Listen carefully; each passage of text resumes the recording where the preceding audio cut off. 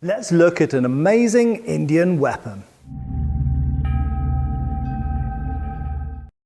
Hi folks, Matt Easton here from Schola Gladiatoria, and you'll notice that I'm at Olympia Auctions at the moment because we have an amazing arms and armour auction coming up on the 26th of June, and I'm here to look at some of the amazing things that are coming up in auction and make some videos about it. Hopefully you will have seen quite a few of those by now. You will know that in the medieval period in Europe, maces became very popular to combat armour, to fight against armour, particularly against mail armour, but also later on against plate armour as well.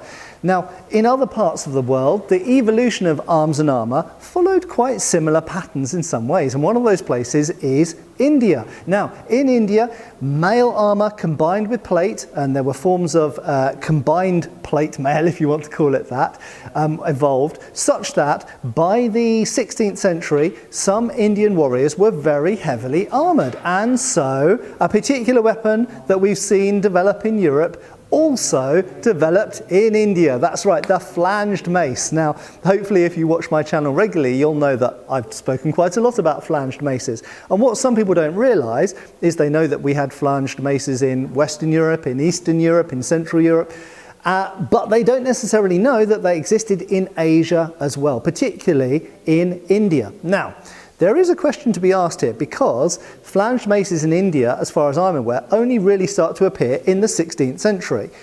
Is it because of European contact? Well, that might seem somewhat arrogant or presumptuous to say, but it is interesting if you look at the shape of the flanges, how similar they are to European flanged maces. And the fact is that in the 16th century, and even more so in the 17th century, there started to be an increasing amount of contact between India and countries like Spain and Portugal.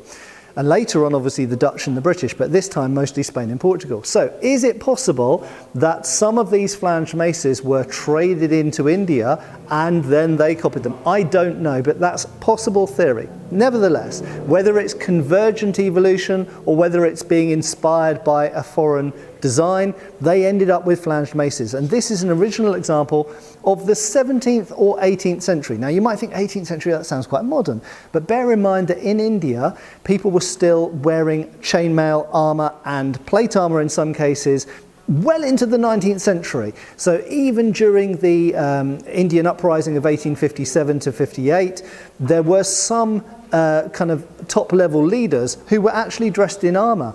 And in fact, during the Sikh wars of the 1840s, there were Sikh, essentially cuirassiers, a heavy equipped with breastplate cavalry. So armour was still being worn even in the 19th century.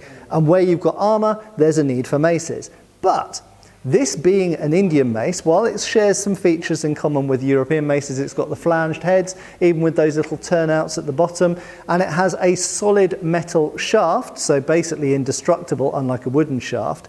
It has a very, very Indian feature, and that is an Indian basket hilt. So you will see some books might describe these as a Kandar hilt. In fact, that's only because these are often associated with a Kandar blade, but the Kandar really describes a blade more than a hilt.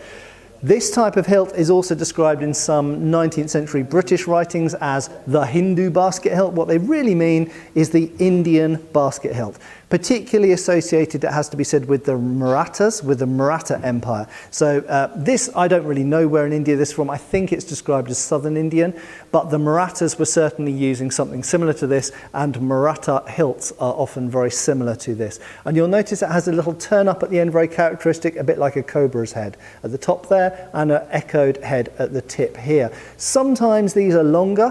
If these are longer, you can actually grip them with two hands, so you can bring up the left hand to grip the bottom there. When you've only got a short one like this, it could be just vestigial, or it could be potentially for hooking something over, and we do know sometimes they used to tie things to the end of these as well.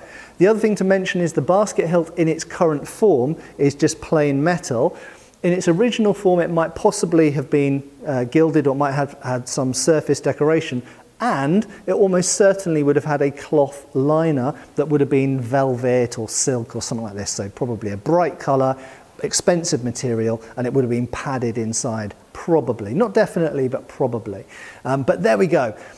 I bet you didn't know, or some of you will have known, but I bet a lot of you didn't realise that you could get a combination between a basket hilt, like you'd find on a sword, and a mace. So there we go, a 17th or 18th century Indian gada or mace with a basket hilt. So therefore you don't have to wear gauntlets. What a great invention. Everybody should have one.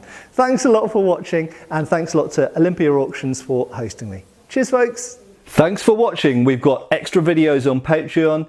Please give our Facebook a like and subscribe if you haven't already. Cheers folks.